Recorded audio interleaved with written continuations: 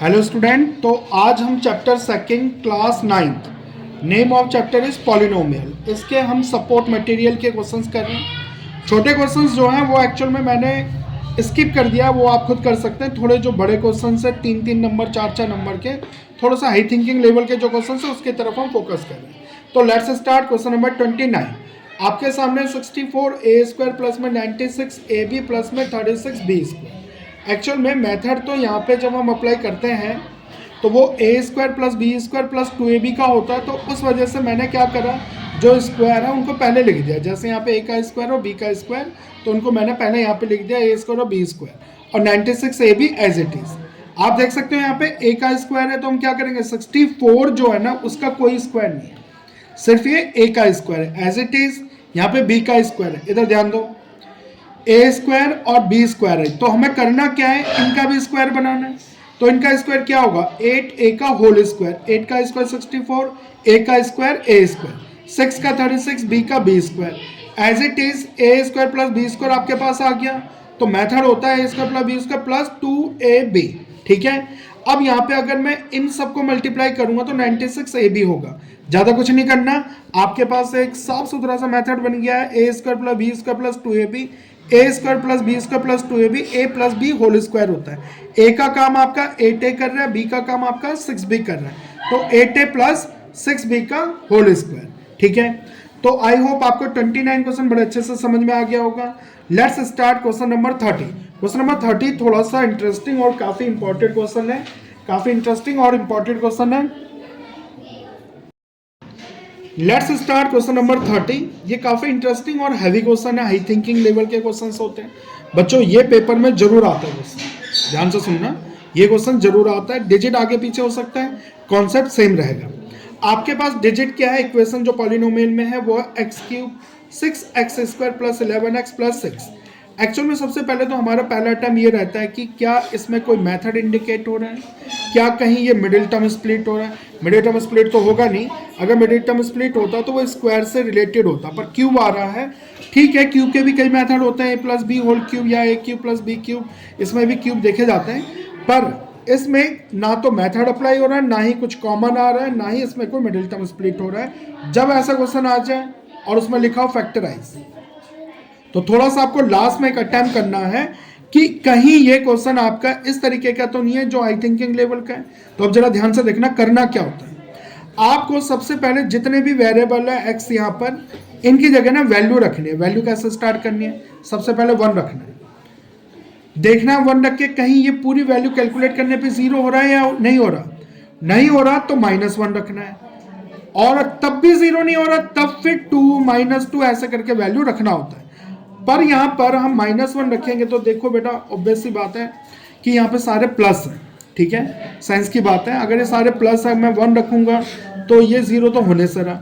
अब -1 रख के रफली चेक कर लेना, हमने देखा -1 रखने पे पूरी वैल्यू 0 हो रही है। मैं आपको करके दिखा देता हूँ। सबसे पहले इनके कुछ स्टेप्स होते हैं, इस पॉलिनोमियल को px मान लेना, अगर ये y होता वेरिएबल तो py लेते हैं, यहाँ पे t होता वेरिएबल तो pt लेते हैं।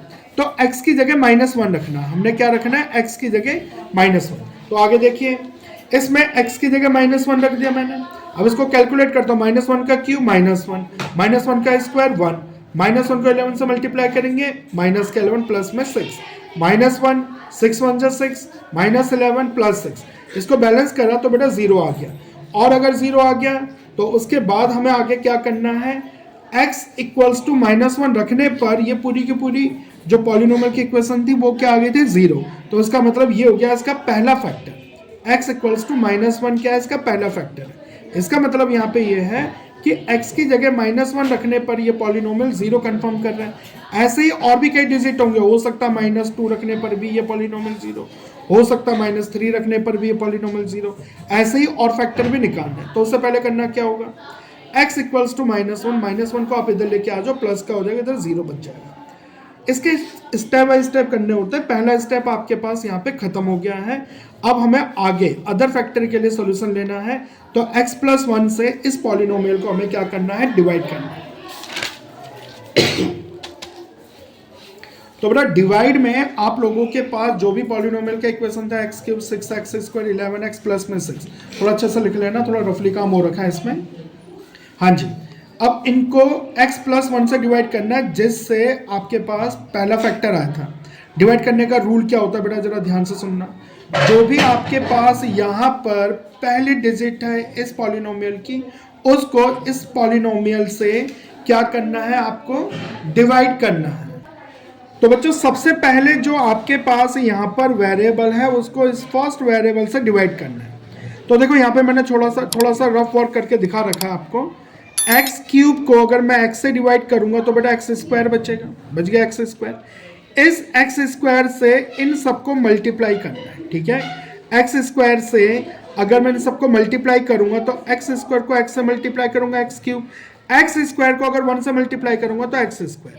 तो आप देख सकते हो यहाँ पे एक्स क्यूब प्लस में एक्स स्क्वायर जो है आपके पास एक रेस्ट वैल्यू आई है, इसको इनके नीचे लिखना है, एक्स क्यूब और एक्स स्क्वायर 6x स्क्वायर के नीचे। हाँ जी, जो आपके पास डिवाइड करने पे एक्स स्क्वायर आया था उसको ऊपर। अब इनके साइन चेंज करना है, ये प्लस का था तो माइनस का, प्लस का था तो माइनस का। आगे देखना ये आपस में कैंसिल आउट हो गए। अब 6 में से 1 को माइनस करेंगे तो 5x स्क्वायर। बच्चों जरा ध्यान से देखना, ज्यादातर बच्चे यहाँ पे गलती कर देते हैं, 6 और 1 को क्या कर देते हैं प्लस। यहाँ पे प्लस है, इनको आप हाइड कर दो, प्लस और माइनस माइनस। 6 में से 1 माइनस कर देंगे तो 5x square. As it is 11x उतार देना है, 6 को यहाँ पे उतार देना है। यहाँ तक क्लियर हो गया होगा।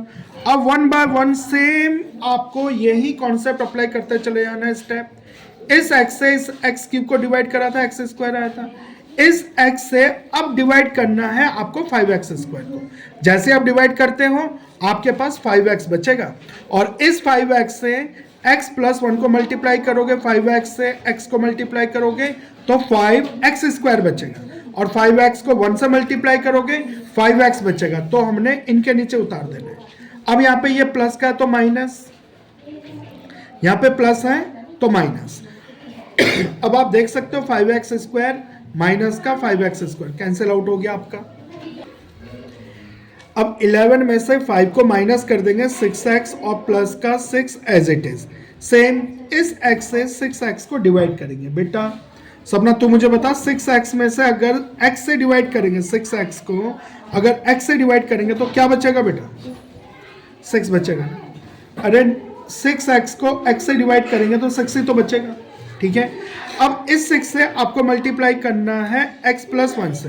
अच्छा 6 को x से मल्टीप्लाई करेंगे 6x, 6 को 1 से मल्टीप्लाई करेंगे 6। साइन आपका चेंज हो जाएगा, प्लस का था माइनस, प्लस का था माइनस, कैंसिल आउट पूरा, और ये 0। और ध्यान रखना आप लोगों को जो आपके पास क्वोशेंट है वो मिडिल टर्म स्प्लिट बन रहा है, और रिमाइंडर ना हमेशा 0 आना जरूरी है। ये गुड सिम्टम्स होते हैं। नेक्स्ट ये आपका सेकंड पार्ट इस क्वेश्चन का खत्म होगा। थर्ड पार्ट के लिए आपको जाना है। थर्ड पार्ट में करना क्या है आपको, जो आपका डिवाइजर था और जो क्वोशेंट है ना उनको आपस में मल्टीप्लाई करना है। अब यहाँ पे x plus 1 as it is, x square 5x plus में 6, इसको अगर हम कैलकुलेट करेंगे तो आप देख सकते हो ऐसी वैल्यू चाहिए जिसको मल्टीप्लाई करने पे 6 है, माइनस है, प्लस करने पे 5 है, तो वो वैल्यू है 2 और 3। अब आप देखते हो यहाँ पे 2 और 3 को प्लस करेंगे 5 आएगा, मल्टीप्लाई करेंगे 6, तो यहाँ पे x स्क्वायर और 2x में अगर मैं x कॉमन लूंगा तो x प्लस 2, 3x प्लस 6 में अगर मैं 3 कॉमन लूंगा x प्लस 2। अब आपको पता ही है कि बेटा ये और ये डिजिट सेम आना चाहिए, सेम आ रखा है, x प्लस 3 एक बार और x प्लस 2 को एक बार। ये आपका फाइनल आंसर। आई होप आपको क्वेश्चन अच्छे से समझ में आ गया होगा। इसी तरीके के क्वेश्चंस और कंटेंट के लिए नेक्स्ट वीडियो को जरूर देखें। तो बच्चों क्वेश्चन नंबर 31 है आपका, 31वां क्वेश्चन है सपोर्ट मटेरियल पॉलिनोमियल चैप्टर। इस क्वेश्चन में आपको x square plus y square 49 दे रखा है, एक्स माइनस वाई 3 दे रखा है, x cube minus y cube आपको फाइनलाइज करना, मतलब फाइंड करना है। तो देखो ठीक है, इसका तो मेथड आप लोगों को पता ही है, x cube minus y cube का मेथड ये होता है, x minus y x square plus x y plus में y square. X minus y की वैल्यू आपको पहले दे रखी है 3, और यहाँ पे एक्स स्क्वायर और वाई स्क्वायर को मैंने साथ लिख लिया, और एक्स वाई यहाँ पर एक्स स्क्वायर वाई स्क्वायर की जगह मैंने 49 रख दिया। पर हमें यहाँ पर हमें क्या दिखता है कि एक्स वाई की वैल्यू यहाँ पर नहीं है, तो एक्स वाई अगर निकल जाए तो क्वेश्चन सॉल्व हो सकता है। तो थोड़ा सा इस क्वेश्चन को सोचने के बाद हम इस कंसेप्ट पे पहुंचते हैं कि x माइनस वाई का अगर होल स्क्वायर मैं करूं, we know that x square plus y square minus 2xy होगा। एक्स स्क्वायर और वाई स्क्वायर 49 है, माइनस का माइनस, और ये 2xy, 49 को इधर लेके आऊंगा मैं। देखो x माइनस वाई जो है ना आपके पास 3 है, 3 का स्क्वायर क्या हो जाएगा आपके पास 9, 49 को इधर लेके आएगा, 49 में से 9 माइनस हो गया 40। अब ये माइनस का 2xy में से 2 माइनस का डिनोमिनेटर में ट्रांसफर हो गया, तो यहां से मैंने क्या फाइंड आउट कर दिया, xy अगर फाइनलाइज हो गया तो इसको इक्वेशन फर्स्ट में आपको रखना है। इक्वेशन फर्स्ट आपके पास ये था, xy की वैल्यू रख दी, 49 और 20 को प्लस कर दिया, और जो भी वैल्यू है उसको 3 से मल्टीप्लाई, 207 आपका फाइनल आंसर है, जो कि x³ माइनस y³ है। आई होप आपको बड़े अच्छे से क्वेश्चन समझ में आ रहा होगा। एग्जाम बिल्कुल नहीं आ रहा है, अच्छे से प्रैक्टिस करते रहिए।